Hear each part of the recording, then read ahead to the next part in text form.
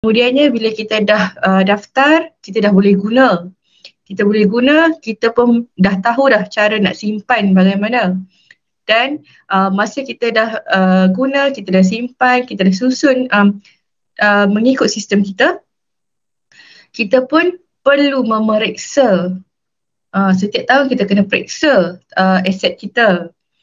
Dan kemudiannya bila kita duk guna, aset pun rosak. Dan kemudiannya lepas rosak, kita tak bolehlah terus lupus. Kita cuba untuk selenggara terlebih dahulu. Okay, dah try selenggara, tak dapat selenggara, baru kita ke pelupusan. Okay, so sekarang ni kita di pelupusan lah. Jadi untuk aset kerajaan, bila kita dah dapat kelulusan pelupusan, tempoh yang valid, tempoh yang sah untuk pelupusan adalah dalam tempoh 6 bulan sahaja.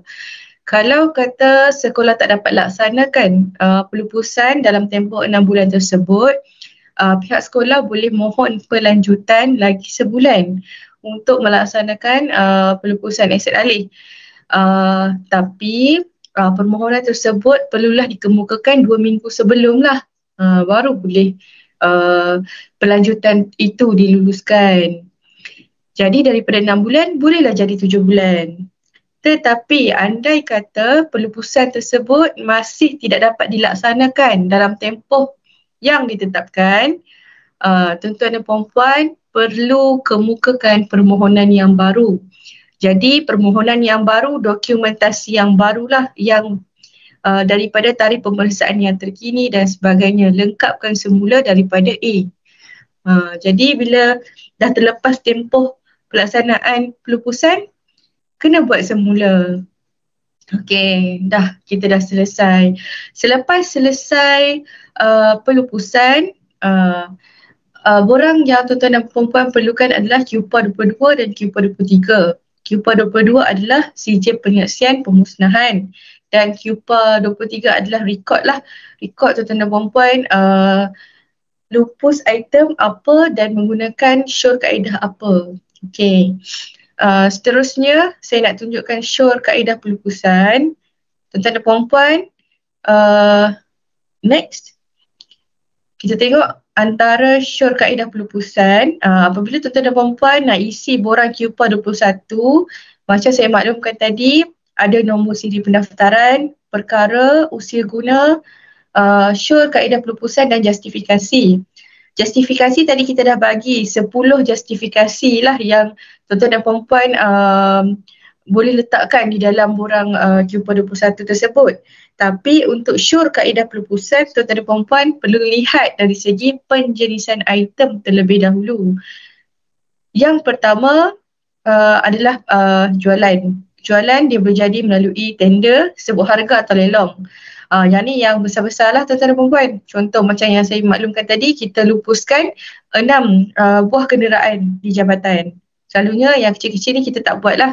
Mungkin yang di sekolah ataupun di PPD, PPD boleh jadi. PPD ataupun JPM boleh jadi buat jualan sebuah harga. Tapi di sekolah kebiasaannya kalau nak jual, mungkin item tersebut merupakan item besi. Jadi lebih kepada jualan sisa lah. Jualan sisa. Dia tak perlu nak buka sebut harga pelupusan. Maksud jualan yang dikatakan ini dia melibatkan nilai perolehan asal yang besar, melebihi RM50,000 seunit yang memerlukan kelulusan pelupusan daripada KSU. Okey, seterusnya untuk buangan terjadual, e-waste dan sisa pepejal. E-waste ni ada dua keadaan lah. Satu dari segi pelupusan bahan kimia sebentar tadi. Bahan kimia bukan aset tetapi stok. Tapi dari segi kaedah pelupusan juga digunakan sebagai e-waste. Tetapi dalam kaedah pelupusan aset alih yang diterangkan adalah berkenaan e-waste barangan elektrik. Kalau sekiranya tuan-tuan puan nak lupus barang elektrik, kita akan sure untuk lupus melalui kaedah buangan terjadual, e-waste. Okey. Ada certain keadaan yang tuan-tuan dan puan-puan boleh dapat semula, boleh menjana hasil lah untuk e-waste. Kadang-kadang syarikat tak dapat beri sebab item tu terlampau terlampau minimal lah. Dia memang dah tak boleh apa dan tiada jaduan hasil daripada e-waste. Tetapi sekiranya tuan-tuan dan puan-puan menggunakan jualan sisa sebagai kaedah pelupusan, pasti akan ada hasil daripada proses pelupusan tersebut. Jadi hasil yang dikatakan tuan-tuan dan puan-puan boleh bawa tunai ataupun cek di atas atas nama ketua jabatan unit pembayaran tersebut, bawalah kepada PPD. Kalau di Perak biasanya akan bawa cash kepada unit account di PPD di Perak. Jadi kenapa tak boleh masuk bawah duit sekolah? Sebab macam mana yang kita dah relate pagi tadi, daripada mana dia datang, daripada situ dia kembali. Aset kerajaan dah dibeli dan peruntukannya datang daripada MOF. Bila kita dah pakai, kita dah guna, kita dah selenggara, kita dah lupus, maka hasil jualan tersebut akan kembali semula kepada MOF melalui unit account tadilah. Jadi kitaran tu akan lengkap. Jadi nanti pada masa akan datang, kalau kata manfaat tu akan datang kepada anak-anak kita pula lah, anak-anak kita, cucu-cucu kita. Jadi kitaran tu akan lengkap daripada situlah. Jadi itu adalah jualan sisa. Tukar barang atau perkhidmatan, biasanya kementerian lain lah yang buat. Tukar beli, trade in, sekiranya item tersebut dalam perjanjian boleh dilupuskan, tapi dalam perjanjian, telah dinyatakan dalam perjanjian. Tukar ganti, hadiah, pelupusan secara hadiah. Okey, contohnya kita, sekolah kita nak ditutup dan nak diserahkan kepada rumah ibadat. Item-item yang di dalam sekolah kita itu sementara masih bergelar sekolah kerajaan, yes, kita boleh pindahkan daripada sekolah kerajaan tersebut kepada sekolah di sekitar. Tetapi sekiranya sekolah kita yang nak ditutup jadi rumah ibadat tu, kita dah menjadi rumah ibadat, kita perlu menghadiahkan kepada rumah ibadat. Maksudnya, kalau macam saya kata tadilah, kalau kata agensi kerajaan dengan agensi kerajaan, dia boleh jadi pindah. Tetapi sekiranya agensi kerajaan dan agensi bukan kerajaan, dia boleh jadi pelupusan secara hadiah. Dia tak akan jadi, kerana pelupusan secara hadiah ni, item dia bukan yang tidak elok digunakan, tetapi dia adalah atas kapasiti agensi kerajaan kepada agensi bukan kerajaan. Sama lah juga dengan serahan, cuma ada berbeza sedikit lah, mungkin dari segi penyerahan dan juga jenis agensi yang dimaksudkan. Okey, yang terakhir adalah musnah. Musnah macam kayu, plastik, kita akan gunakan kaedah musnah.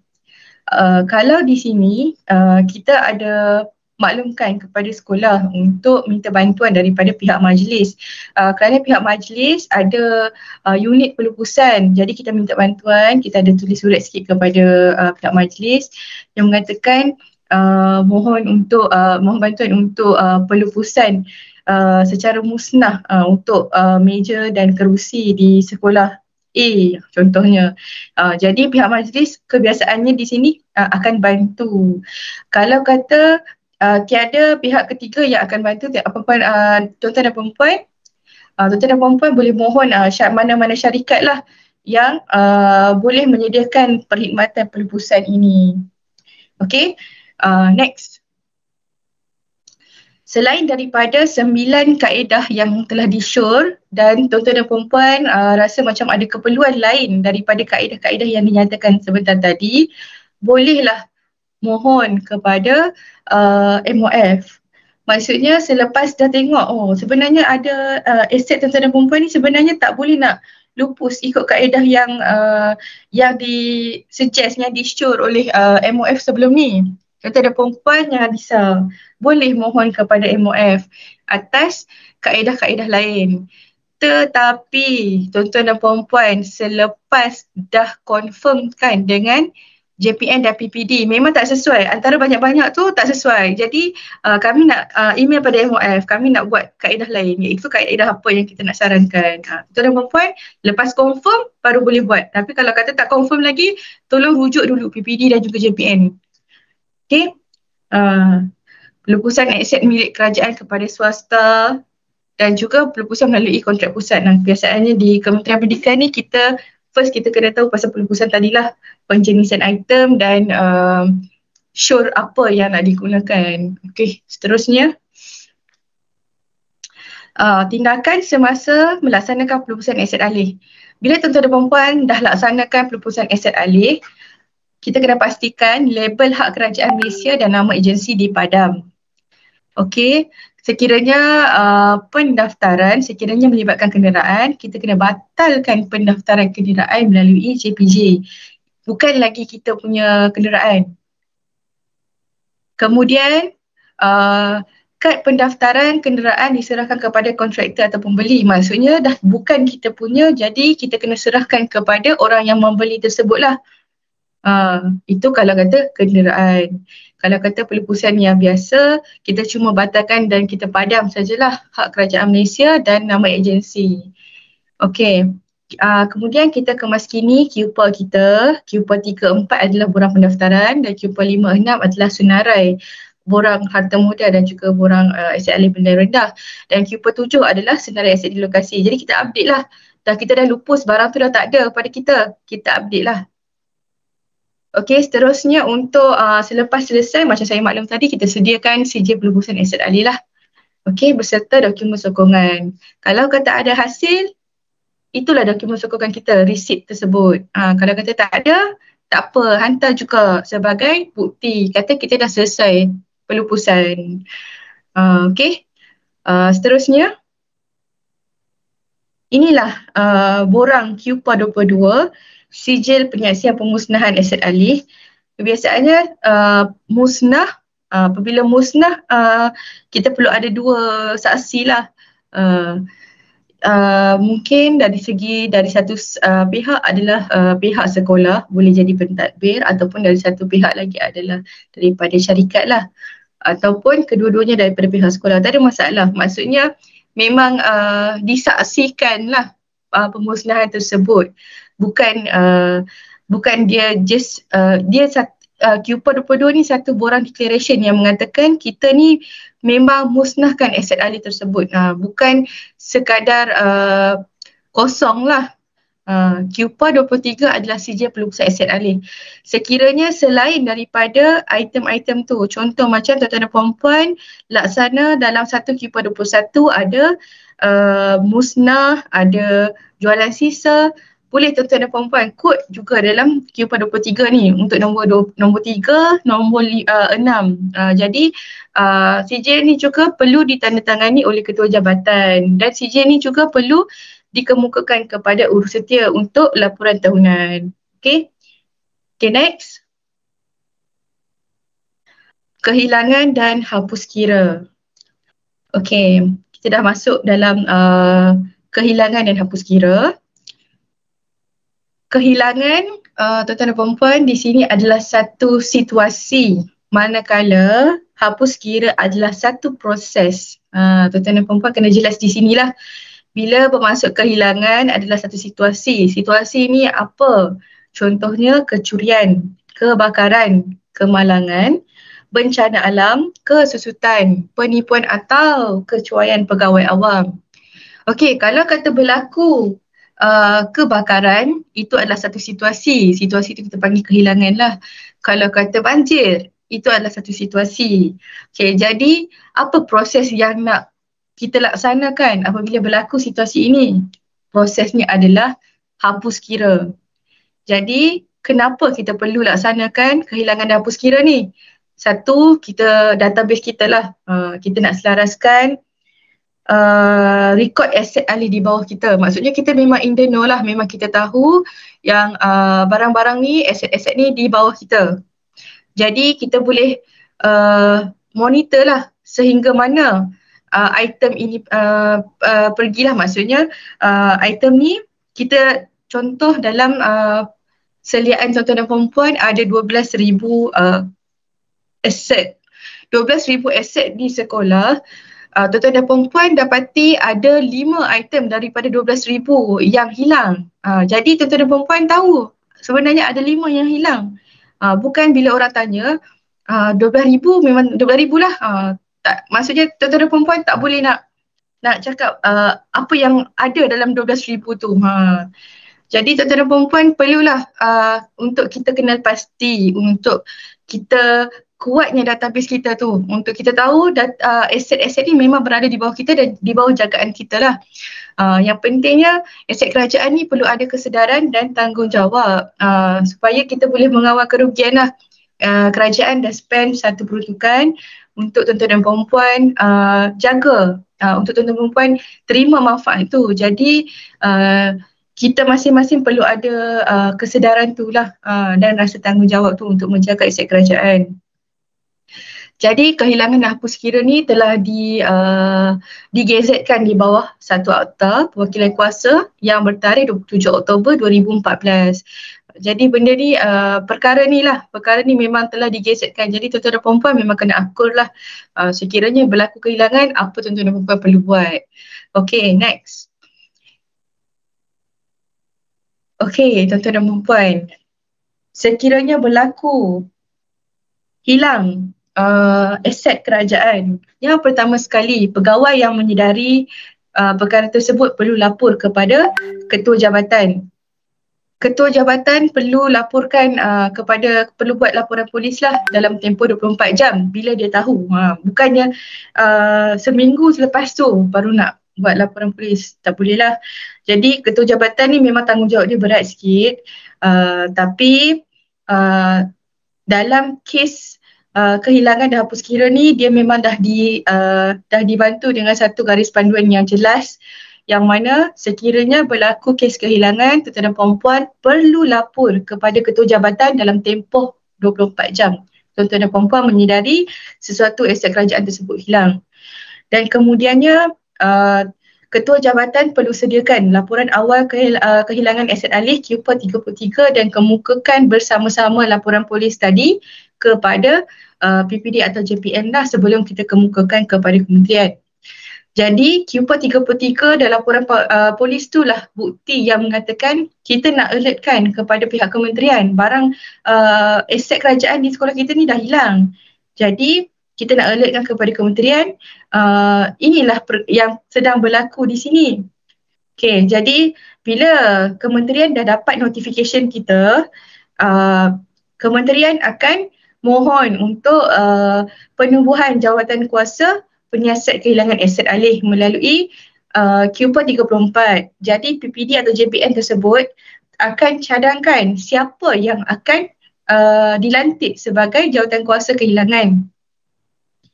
Jawatan kuasa kehilangan tersebut akan melaksanakan siasatan dan akan membuat laporan akhir kehilangan lah. Maksudnya dalam tempoh sebulan daripada dilantik, daripada tarikh lantikan, tim tersebut, tim jawatan kuasa kes kehilangan untuk kes tersebut akan buat satu report yang akan ada detail out lah. Dia detail kepada perkara-perkara yang telah disiasat tadi, termasuklah dengan gambar-gambar sekiranya perlu. Dia akan siasat balik, adakah perkara ni bagaimana, adakah memang kecuaian daripada pegawai, memang dia bawa ke keluar daripada jabatan, betul ke dia yang bawa. Jadi tim tersebutlah yang akan bertanggungjawab sepenuhnya untuk laporan akhir QPA 35. Okey, tuan-tuan dan puan-puan, jawatan kuasa tersebut yang akan dilantik adalah bukan daripada orang yang terlibat dengan kes lah. Maksudnya kebiasaannya kalau berlaku di sekolah, jawatan kuasa tersebut adalah di kalangan PPD atau di kalangan JPN lah. Jadi tuan-tuan dan puan-puan, semasa siasatan berlaku, mohon beri kerjasama sepenuhnya lah. Jadi dalam selesai QPA 35, iaitu laporan akhir yang dikemukakan oleh jawatan kuasa siasatan, kuasa penyiasat tadi, laporan tersebut akan dikemukakan kepada kementerian. Okey. Kementerian KSU akan bersidang. Jadi di situ KSU akan memberi 3 pilihan lah. 3 pilihan kepada pelaku tersebut berdasarkan, dan dia akan KSU akan buat sure lah. Dan perkara tersebut akan ditransferkan, akan dinyatakan melalui sijil hapus kira lah, sekiranya ada secharge ke, tanpa secharge ke, kena tata tertib ke. Perkara-perkara tersebut akan dinyatakan dalam surat bertulis. KSU akan menilai atau menimbang perkara tersebut berdasarkan situasi dan juga laporan kes kehilangan akhir tadilah. Dan beliau berhak untuk memohon semula jawatan kuasa sekiranya dia dapati ada keraguan atau dia tak berpuas hatilah dengan laporan tersebut. Mungkin KSU akan minta untuk lakukan siasatan sekali lagi ke ataupun bagaimana. Maksudnya dia berhaklah. Tapi sekiranya perkara tersebut logik dan memang itu yang berlaku lah selepas siasatan. Memang apa yang disediakan laporan tersebut memang itulah yang berlaku. Jadi daripada situ KSU akan menimbang dan beri sure beliau lah. Okay. Next. 3 sure berikut adalah yang pertama, hapus kira. Proses hapus kira maksudnya tadi situasi tadi adalah kehilangan. Jadi dia kata okey, kita akan clearkan data ini melalui satu proses, iaitu proses hapus kira. Jadi sure-nya adalah hapus kira dengan surcharge atau tata tertib. Maksudnya ada surcharge, ada denda atau ada kena tindakan tata tertib. Tata tertib tu akan dicatatkanlah dalam buku servis kita. Hapus kira tanpa surcharge atau tata tertib. Maksudnya tak ada surcharge. Bila beliau menilai semula kita punya keadaan, situasi dan dia dapati tak perlu ada surcharge, tak perlu ada denda. Ini perkara yang tidak disengajakan dan dikira sebagai hapus kira sahaja tanpa surcharge dan tidak dikenakan tata tertib pun tak ada masalah. Dan juga yang ketiga, luluskan hapus kira tanpa sebarang keadaan lah. Maksudnya dia clearkan sahaja. Kebiasaannya yang berlaku untuk kes ketiga adalah mana-mana jabatan, PPD atau sekolah yang mengalami bencana alam lah, seperti banjir, kebakaran, macam tu tuan-tuan dan puan-puan. Okay. Next. Inilah borang QPA 33, 34 dan 5. Jadi apabila berlaku kes kehilangan, saya recap balik, bila berlaku kes kehilangan, pegawai yang menyedari perkara tersebut berlaku perlu lapor kepada ketua jabatan. Perlu laporkan kepada GB, pada guru besar atau pengetua atau KPPD, Ketua Pegawai Pendidikan Daerah atau pengarah. Dalam masa 24 jam, ketua jabatan perlu report polis. Okey, itu yang pertama. Yang kedua, dah report polis, dah ada report, perlu masukkan beserta dengan QPA 33. Kita terangkanlah sedikit aset alih yang hilang tu. Apa item dia, berapa kuantiti dan berapa harga asalnya lah. Tempat sebenar kehilangan berlaku, tarikh kehilangan yang diketahui. Maksudnya apa yang kita tahu kita nyatakan di situ, di QPA 33 tu. Okey, jadi selesai pihak sekolah kemukakan QPA 33 dan laporan polis tersebut, pihak urus setia, kementerian akan mohon kita untuk beri cadangan melalui QPA 34 untuk penubuhan jawatan kuasa penyiasat kehilangan aset alih. Jadi satu jawatan kuasa telah ditubuhkan. Jawatan kuasa tersebut perlu compile semua siasatan dalam QPA 35, iaitu laporan akhir kehilangan aset alih. Jadi di sinilah detailnya QPA 35. QPA 35 ni kita akan submit, kita akan kemukakan kepada kementerian dan kementerian akan bersidang. Kementerian akan bersidang dan pada masa itu sure daripada KSU untuk kes tersebut. Okey, sure tadi adalah berdasarkan tadi.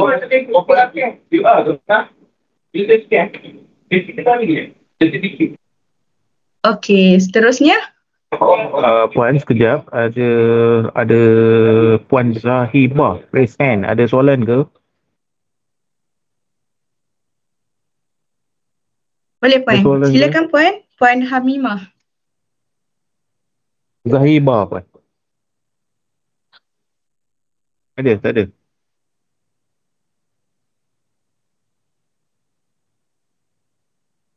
Apa tak ada, saya serahkan kembali pada Puan. Okey, seterusnya. Selepas kita terima QPA 35 tadi, maksudnya kita dah dapat satu pengesyoran daripada KSU. Di situlah kita akan nyatakan di QPA 36 iaitu sijil hapus kira. Sijil hapus kira ni akan dinyatakanlah apa sure yang dikemukakan tadi dan kita akan nyatakan semula kepada QPA 37. QPA 37 ni lah yang akan kita hantar kepada urus setia sama ada di PPD, JPN ataupun kementerian. Maksudnya untuk laporan tahunan. Okay, next. Okay, yang terakhir lah. Kuis yang terakhir. Semua okey ke?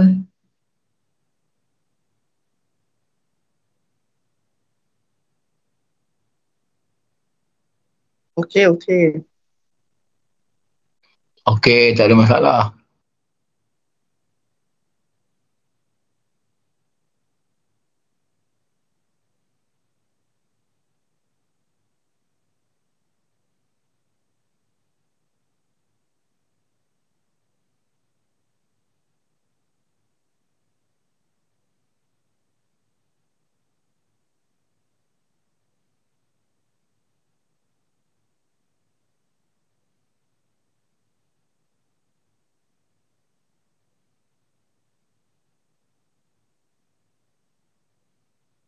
Okey. Tuan-tuan dan puan-puan dapat lihat ke paparan saya? Ya Puan, boleh lihat.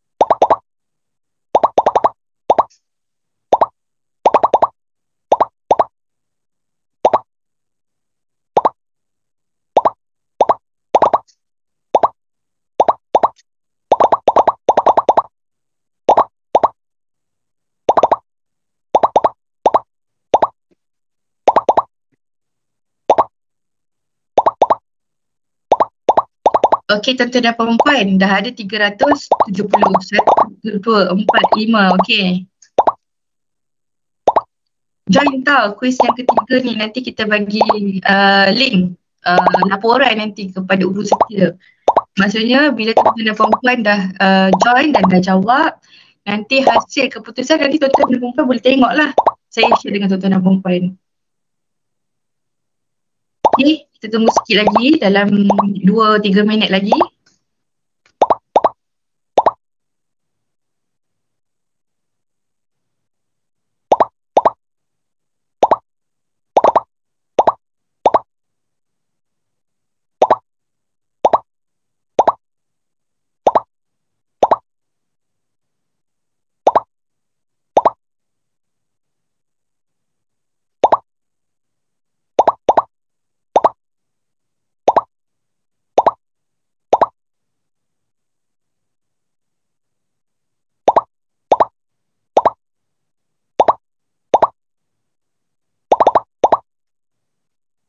Okey.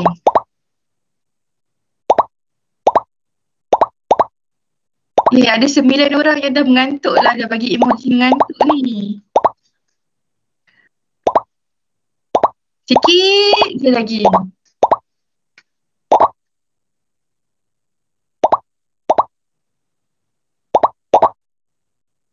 Okey.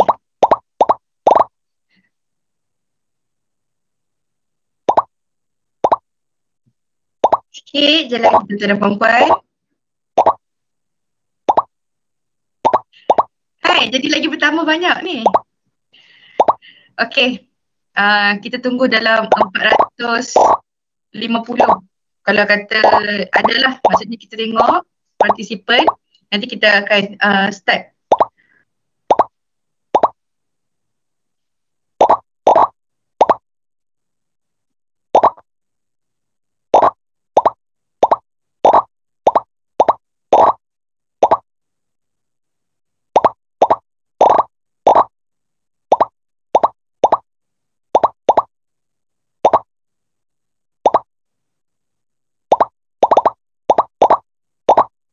Okey, masih ada yang join. Sikit lagi.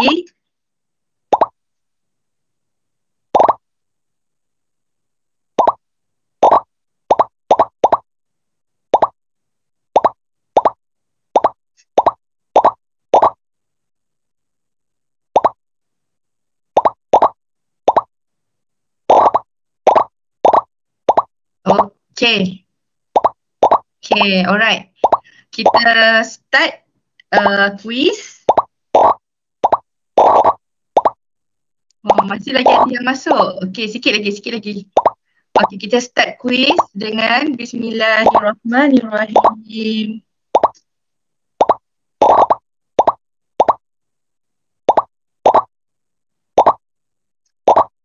Push.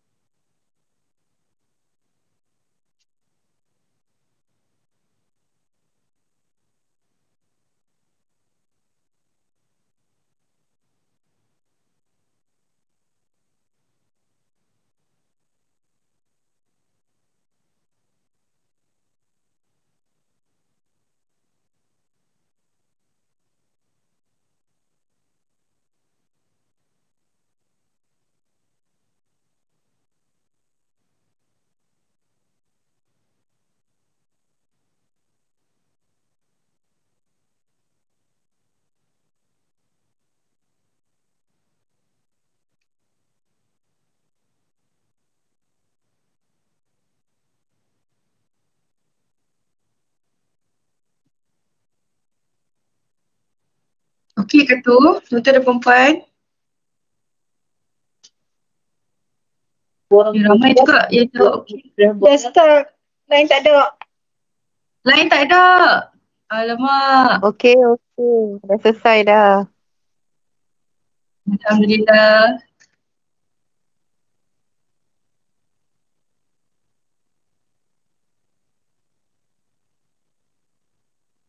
Okey, saya tunggu lagi 3 minit. Kita tunggu lagi 3 minit. Nanti kita tengok siapa yang lead lah. 3 minit lagi lah sebab saya tengok ada lagi tuan-tuan yang masih sedang menjawab lah quiz ni.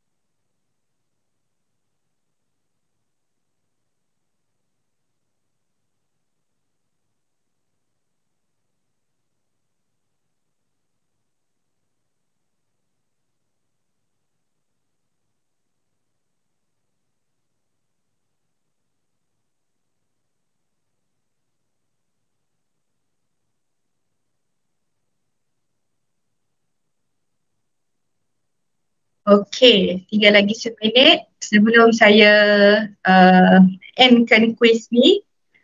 Dan kita lihat siapa pemenang yang pertama lah untuk quiz yang ketiga.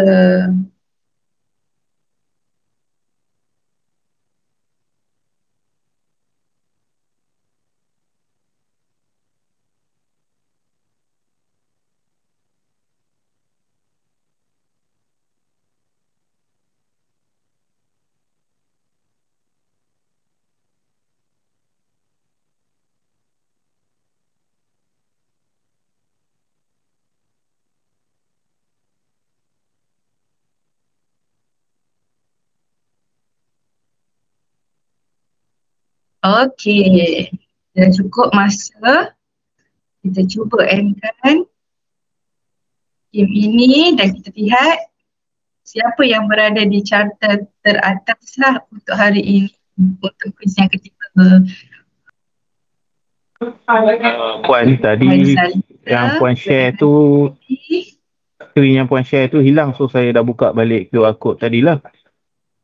Lepas tu dia jadi macam mana tuan? Sekarang ni saya tengah sharing. Sharing puan tak ada. Ya. Kalau nak saya stop sharing dulu. Stop sharing? Sebab dekat screen tak ada apa-apa. Okey. Dia macam terkeluar daripada sharing puan tadi. Oh, kiranya saya duk tengok tu tak keluar di paparan Ya puan. Okey.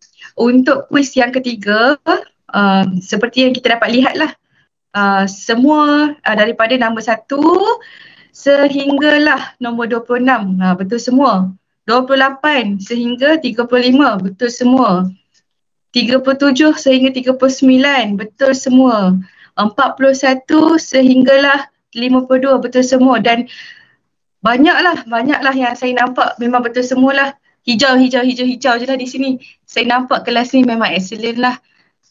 Memang Perak ni excellent lah Cik Melvin. Bagus lah yang datang kelas pada hari ini ni. Okay, baik tuan-tuan dan puan-puan. Kita kembali semula kepada slide kita.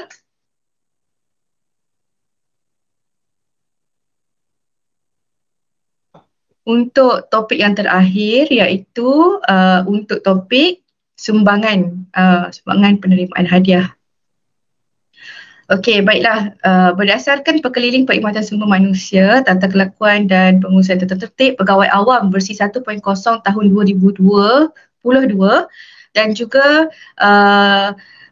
yang dinyatakan melalui surat ceraian 7.2.5, ada 7.2.5A dan 7.2.5B, yang mana jelas menyatakan sebarang permohonan ataupun sebarang penerimaan sumbangan atau hadiah perlulah dimohon kepada jabatan lah, tuan-tuan dan puan-puan. Bila sekolah atau PPD tu ataupun in fact jabatan sendiri menerima sebarang hadiah ataupun sumbangan berbentuk aset, janganlah kata bagi duit boleh, tapi dapatkan daripada salurkan kepada pihak yang sepatutnya lah. Yang saya maklumkan ni sekiranya berkenaan aset. Kalau kata tuan-tuan dan perempuan dapat aset, ada tata cara dan prosedur yang tuan-tuan dan perempuan perlu akur lah, yang mana perkara ini telah ditetapkan melalui Perkeliling Perkhidmatan Sumber Manusia tahun 2022 dengan surat ceraian 7.2.5. Ada dua di situ, 7.2.5A dan 7.2.5B. Nanti sebentar lagi saya akan tunjukkan kepada tuan-tuan dan perempuan lah, dan juga bersama dengan surat edaran BPA berkenaan penurunan kuasa yang meluluskan sumbangan penerimaan hadiah lah. Okey, jadi tuan-tuan dan perempuan, kalau tuan-tuan dan perempuan terima barang, terima hadiah, terima sumbangan berasaskan aset yang berharga RM10,000 satu item ke bawah, masih lagi di bawah kuasa melulus pengarah pendidikan. Tetapi sekiranya tuan-tuan dan perempuan menerima sumbangan aset RM10,000 ke atas, kita perlu mohon untuk kelulusan KSU. Okey, sebagai contoh, saya nak seorang lah yang jawab. Saya bagi satu situasi.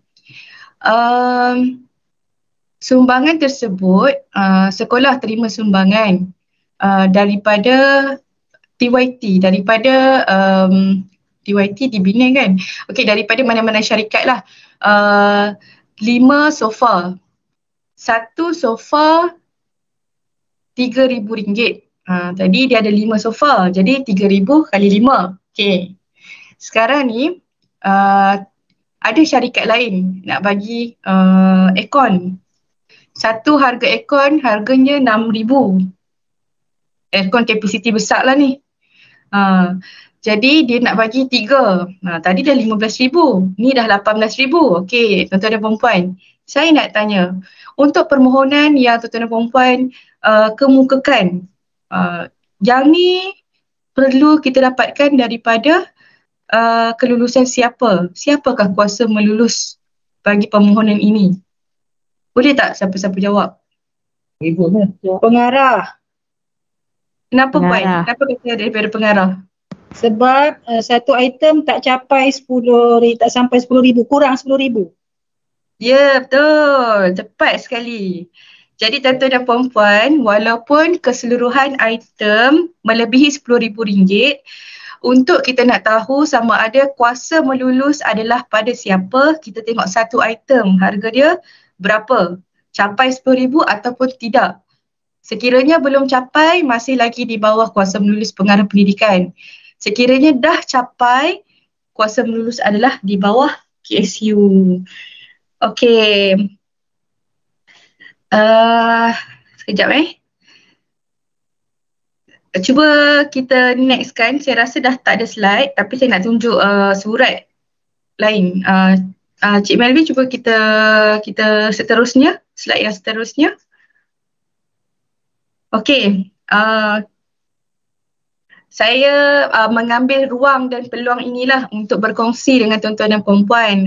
Kami ada buat kit pengurusan aset kerajaan negeri Pulau Pinang lah. Maksudnya kita dah simplify dalam satu kit ini daripada penerimaan sehinggalah hapus kira tadi, kehilangan dan hapus kira tadi. Tapi memandangkan kit ini kita dah terbitkan semasa 2023, sumbangan borang sumbangan yang ada dalam kit ini perlu dikemaskini semula lah. Jadi dalam kit ni tak boleh pakai untuk sumbangan sebab sumbangan dah berkuat kuasa 2024 yang borang baru. 2023 masih lagi menggunakan pakai borang lama. Jadi kita akan keluarkan edisi yang terbaru selepas ini. Tapi walau bagaimanapun daripada penerimaan sehingga hapus kira, contoh yang ada dalam kit ini saya harap boleh membantu tuan-tuan dan puan-puan lah. Saya buka sikit. Dan saya share dengan tuan-tuan dan puan-puan. Okey, dapat nampak tak paparan saya? Yang inilah link yang kita akan hantar kepada urus setia. Kita dah hantar dah lah kepada urus setia. First saya akan kongsi berkenaan kit. Inilah kit yang saya katakan tadi yang kita dah terbitkan di peringkat JPN. Okey. Pada tahun awal saya di Asset, saya dapati memang setiap hari akan ada call lah bertanyakan berkenaan macam mana kita nak pakai borang apa dan sebagainya. Terutama ketua jabatan bila menjadi pertama kali jadi ketua jabatan, dia perlu tahu semua perkara dalam jabatan tersebut, maksudnya dalam sekolah tersebut. Jadi aset ni pun dia kena tahu. Jadi macam mana dia nak tahu semua benda dalam sekejap, dalam masa yang singkat. Jadi saya letakkan perspektif itu sebagai orang yang beginner lah. Jadi saya sediakan satu senarai semak.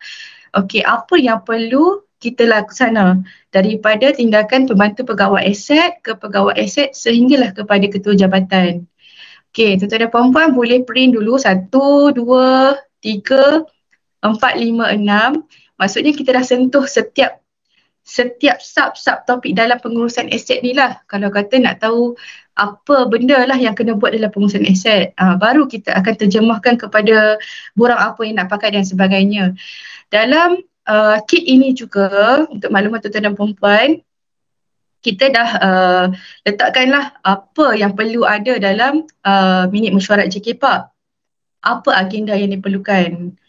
Kemudiannya apa yang perlu buat ketika nak terima aset, borang apa yang nak pakai. Jadi saya dah laymankan dia daripada Perkeliling Perbendaharaan Malaysia dan saya dah fokuskan kepada di sekolah lah. Jadi ni adalah salah satu inisiatif dan juga usaha kita di negeri untuk bantu di sekolah. Sebab tuan-tuan dan puan-puan, kita susah nak ada setiap hari macam di jabatan. Jadi bila kita nak bantu sekolah, walaupun kita tak ada di situ, bila sekolah perlukan kita, at least perkara pertama, ada benda pertama yang sekolah boleh grab, iaitu kit inilah. Jadi dia buka je topik apa yang dia nak tengok, sekolah tengok dan dia tengoklah. Contohnya di sini kita sediakan carta alir, apa yang perlu buat, apa tanggungjawab skop tugas penerima aset apa. Okey, carta alir, apa yang kena buat dan borang apa yang nak guna. Kita sertakan sekali dengan contoh macam mana nak isi. Itu untuk penerimaan. Untuk pendaftaran pun ada. Jadi tuan-tuan dan puan-puan, kalau kata pendaftaran mungkin dalam Perkeliling ada 3 page, tapi saya ringkaskan dalam 1 page supaya tuan-tuan dan puan-puan boleh nampaklah apa yang sebenarnya perlu ada dalam sesuatu pengurusan subtopik aset tu. Okey, tuan-tuan dan puan-puan, nanti tuan-tuan dan puan-puan tengoklah. Okey, ada borang-borang, senarai borang pun tuan-tuan dan puan-puan boleh ambil lah, tak ada masalah. Memang kita dah buat lah siap-siap senarai borang daripada QPA 1 sehingga QPA 37 tadi. Okey. Puan, kalau yang minit mesyuarat tu boleh guna pakaikan untuk PTJ juga kan? Boleh, tak ada masalah. Sebab kita pakai sama dengan di kementerian. Sama je di kementerian, di negeri dan sama juga di PPD lah. Okey, cuma borang sumbangan je tuan-tuan dan puan-puan jangan gunalah dalam kit ni. Kalau kata dalam borang sumbangan, tuan-tuan dan puan-puan boleh masuk dalam nanti ke sini. Okey. link ni kita akan bagi, kita dah bagi pada Urus Siti akan share dengan tuan-tuan dan puan-puan, masuk ke rujukan surat aset, double klik dan ke panduan penerimaan hadiah aset alih dan aset tak alih. Ini daripada bahagian lah. Jadi bahagian dah jelaskan melalui surat, jadi kita terjemahkan, kita bantu sekolah lah apa yang senarai semak apa yang perlu untuk sekolah guna untuk hadiah bawah 10,000 ke bawah, atas 10,000 dan sebagainya. Senarai semak ni tuan-tuan dan puan-puan boleh ambil lah. Kita share dengan tuan-tuan dan puan-puan. Okay. Contohnya macam item ni, dia akan ada aset alih yang bernilai RM10,000 seunit atau kurang. Okay. Kuasa melulus pengarah pendidikan. Tuan-tuan dan puan-puan tengok apa dia item yang perlu ada. Okay. Kalau kata penyaman udara, perlu pakai lampiran 3. Apa yang perlu tuan-tuan dan puan-puan submit lah, kemukakan kepada JPN untuk sumbangan, permohonan kelulusan sumbangan atau hadiah. Okay, jadi pertama perlu ada apa? Surat iringan. Yang kedua salinan asal. Yang ketiga salinan asal 7.25B, akuan daripada penyumbang. Yang keempat salinan asal lampiran A1 yang diisi oleh JKR. Jadi perkara-perkara inilah yang memudahkan tuan-tuan dan puan-puan nanti. Okay. Itu yang kedua untuk panduan hadiah. Yang ketiga, tadi ada PPD Kinta. Kalau tak silap saya, dia tanya berkenaan macam mana nak lupus dan boleh saya kemukakan tak surat daripada BPA yang saya kata boleh kalau lupus tak ada nombor siri pendaftaran. Saya dah masukkan juga dalam link ini dan puan boleh lihat di sinilah, di para 4 di 3. Para 4, 3 untuk pelupusan. Okey. Yang mana sehubungan dengan itu, bagi memastikan proses pelupusan dilaksanakan dengan cepat dan lancar, semua agensi di bawah KPM perlu melaksanakan pelupusan segera. Terutamanya bagi aset yang dikategorikan sebagai rosak dan tak boleh digunakan. Okey. Dia dah bagilah para 41, 42 dan para 3. Lengkapkan semua maklumat dalam borang QPA 21. Bagi aset yang tiada maklumat pendaftaran, ruangan nombor siri pendaftaran dikosongkan. Jadi surat ini boleh diguna pakai sebagai punca kuasa lah. Yang mana yang tak ada nombor siri pendaftaran, tuan-tuan dan puan-puan boleh kosongkan nombor siri pendaftaran tadi dan attachkan gambar semasa item yang tuan-tuan dan puan-puan nak lupuskan tu. Untuk kita nak lupuskan lah, kita nak melancarkan urusan pelupusan lah. Okay. Pada masa yang sama, sebelum ni kita pernah ada satu JV lah, jadi joint venture dengan pihak audit dalam KPM untuk sesi audit berteguran untuk pengurusan aset dan store. Saya share juga dengan tuan-tuan dan puan-puan apa selalunya yang audit akan pick up, isu audit akan pick up lah. Okay, tuan-tuan dan puan-puan boleh lihat nanti dan semoga perkongsian hari ini kita boleh jadikan panduan dah kepada tuan-tuan dan puan-puan. Okay, di sini audit ada nyatakan apa biasanya yang berlaku. Jadi at least dia dah bagi tahu dah kat kita apa yang dia nak tarik ni daripada kita punya pengurusan aset. Jadi kita bersedialah supaya isu-isu yang dia nak tanya ni, dia dah bagi dah format apa yang nak ni, kita ikut je lah. Maksudnya kita comply sebelum dia nak tarik, kita dah bersedia dulu. Macam tu lah tuan-tuan dan puan-puan. Okay, saya kongsikan untuk tuan-tuan dan puan-puan dan seterusnya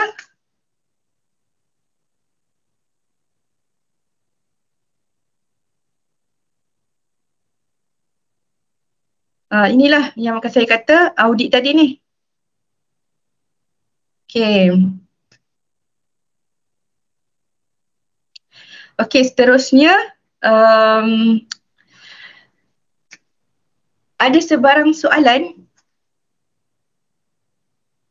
Puan, kalau macam store ni dia lebih khususkan kepada JPN kan? Macam sekolah memang tak terlibat store kan? Store unit. Store unit kalau store. Kalau sekolah dia store unit. Store unit tapi biasanya sekolah dia jarang menerima barang-barang store ni. Dia jarang lah. Tapi kalau kata sekolah PTJ dia akan terima je kan. Sebab dia akan ada je kertas-kertas yang masuk peruntukan yang buat masuk masa untuk ni, pembelian tu. Buat masa ni kalau macam sekolah kami lah, sekolah PTJ ni dia terima barang macam kerusi meja je, yang store-store ni kami tak ada terima lagi lah. Stok kalau macam tu masih lagi tidak dibuka lah. Okay. Direct asset sahajalah kalau macam tu.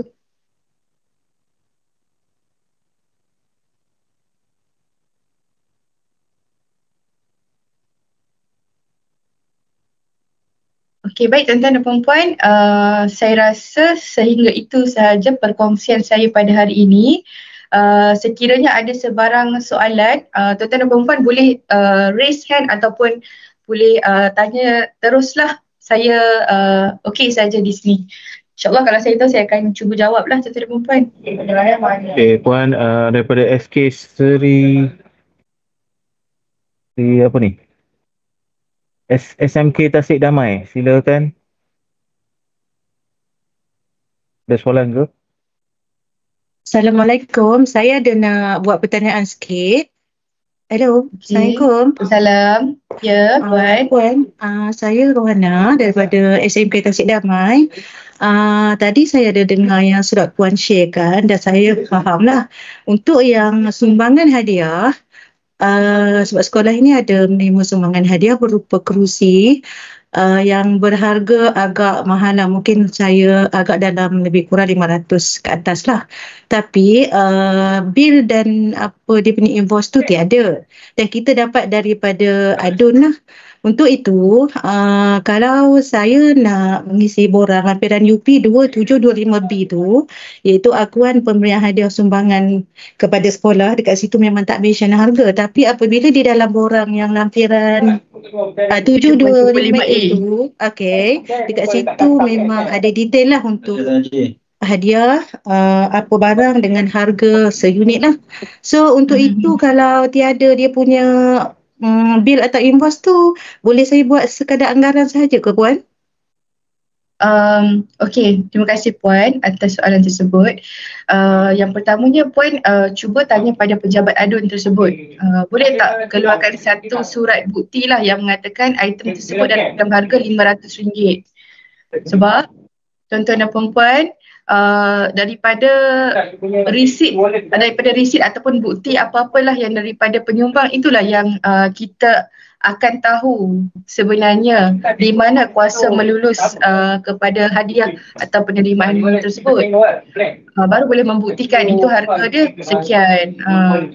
Maksudnya minta pihak adun tu keluarkan satu surat yang menyatakan harga sekian, harga sekian barang tu berjumlah berapalah ya, macam tu. Ya betul Puan. Baru kita punya borang boleh lengkap lah sebenarnya. Okay, terima kasih banyak Puan. Baik Puan. Okay, ada lagi ke soalan? Ada lagi ke?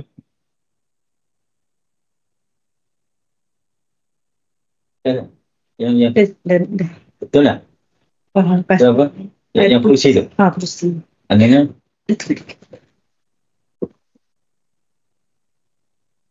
Ada lagi ke soalan daripada guru-guru, sekolah-sekolah atau PPD?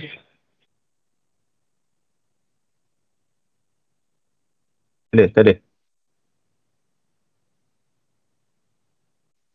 Untuk makluman semua sekolah ataupun guru-guru, berhubung link kehadiran SPL KPM tu, kita ada dia ada had yang ditetapkan. So kami dah check dengan unit latihan. So Google Form yang saya ada share melalui PPD, saya dah minta PPD blastkan kepada semua sekolah yang menyertai pagi ini. Mohon isi yang itu, dan data tu nanti kita akan bagi pada unit latihan untuk transfer ke rekod SPL KPM. Boleh rujuk PPD masing-masing untuk link tersebut. Dan untuk recording termasuk slide dan juga surat yang seperti Puan Afifah ada share tadi tu, semua pun saya akan panjangkan melalui PPD. So minta semua sekolah merujuk pada PPD masing-masing nanti. Cuma recording semua tu dalam masa terdekat lah, bukan hari ni. Mungkin latest by next week. Okay, ada apa-apa lagi ke?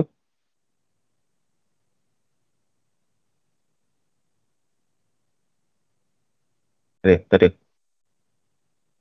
Okay. Okay, Puan, ada apa-apa pesanan daripada Puan ke sebelum saya bagi ucapan penutupnya?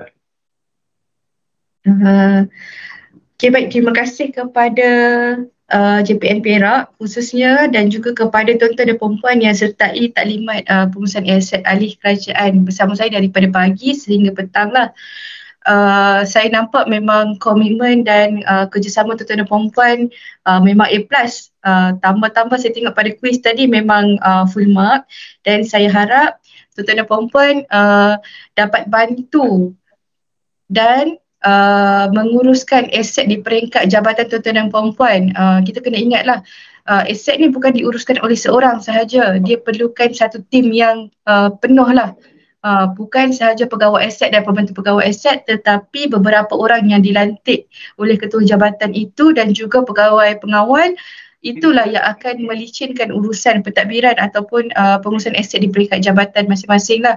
Saya harap tuan-tuan dan perempuan kita ingatlah macam pagi tadi saya ada maklumkan kita nampak aset ni berat, kita nampak aset ni bila jadi tanggungjawab kita dia akan jadi satu benda yang berat lah. Tapi kita janganlah anggap dia sebagai satu bebanan. Kita anggaplah dia sebagai satu amanah. Nanti kita akan rasa better sedikit. Kita akan rasa okey sikit lah. Selain daripada tu, saya mohon maaf sekiranya ada perkataan atau penjelasan saya pada pagi ini sehingga ke petang mengguriskan sebarang mengguriskan hati tuan-tuan dan perempuan. Saya minta maaf dan semoga kita dapat bekerjasama dah lagi di masa akan datang. Oleh itu, saya serahkan semula kepada Encik Melvin dan Assalamualaikum warahmatullahi wabarakatuh dan salam Malaysia Madani. Okay, bersyukur kita. Terima kasih Puan. Dan kepada semua para peserta bersyukur kita kerana kita telah berjaya menyempurnakan keseluruhan sesi kursus kita pada hari ini dengan lancar dan jayanya. Bagi pihak penganjur, saya ingin menekankan setinggi-tinggi penghargaan dan ucapan terima kasih kepada Puan Nur Afifah binti Khairul Anwar atas kesudian Puan meluangkan masa untuk berkongsi ilmu dan pengalaman yang begitu bermanfaat kepada kita semua. Penyampaian yang penuh berisi berfakta dan mudah difahami ini pastinya memberi impak besar dalam memperkasakan amalan pengurusan aset kita di jabatan. Ucapan terima kasih juga ditujukan kepada semua peserta yang hadir dari pejabat pendidikan daerah, sekolah-sekolah PTJ dan pusat kos. Komitmen dan kerjasama dan semangat ingin belajar yang ditunjukkan amat kita hargai. Kami juga ingin mengambil kesempatan ini untuk memohon maaf sekiranya sepanjang penganjuran kursus ini terdapat sebarang kekurangan, kesilapan tutur kata, kekilafan teknikal maupun layanan yang tidak sempurna daripada pihak kami. Segala kekurangan itu adalah kelemahan daripada kami sebagai manusia. So, semoga segala ilmu yang diperoleh dapat dimanfaatkan sepenuhnya dan diterjemahkan dalam tindakan yang berkesan di tempat masing-masing. Seperti yang saya maklum tadi, recording kursus ini akan diadakan secara Google Drive kepada semua PPD untuk dipanjangkan kepada semua pihak sekolah. Sebelum kita akhiri kita punya sesi, minta semua tuan-tuan dan puan-puan untuk membuka kamera untuk kita mengambil gambar. Untuk makluman puan, ada 12 muka surat. Satu muka surat boleh buat dalam 49 peserta. So, macam mana tu Puan? Puan nak satu muka surat saja ke atau kedua-belah-nya?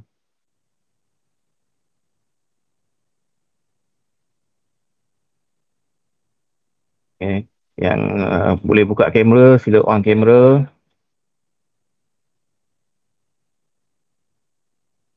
Saya akan mulakan dengan muka surat 1 dulu. Saya akan ambil kesemua 12 muka surat lah.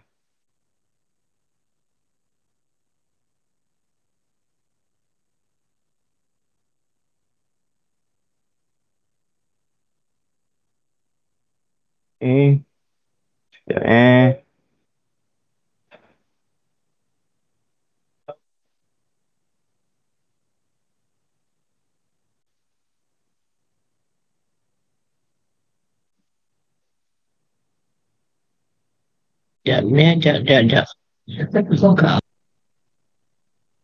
Mas.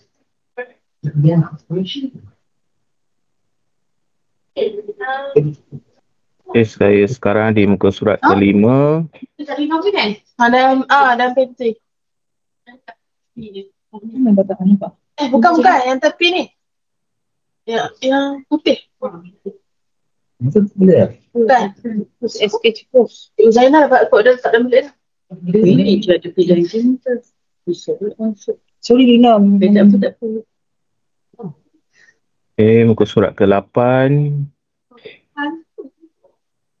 Dia semua nipak weh. Allow this time. Aduh. Surat 9. Kamera tutup. Mr. Melvin nanti share slide ya. Ya, baik Puan. Dan muka surat terakhir.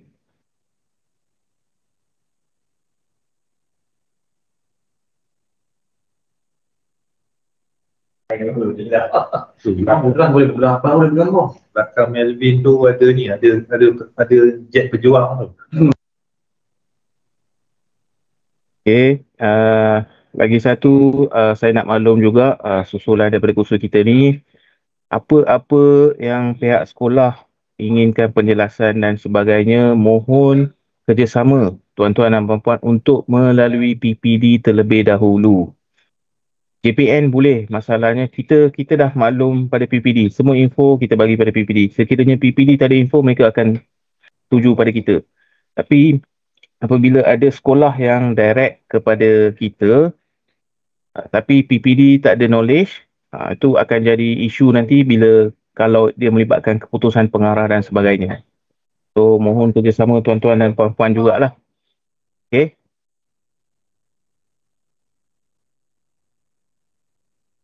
Sekejap Jangan keluar lagi sekejap.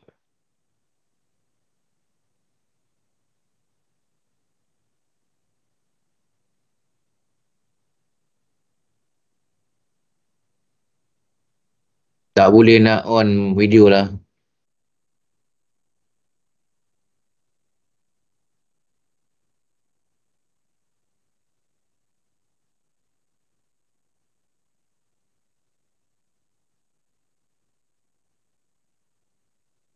Sekejap. Penceramah kita pula terkeluar.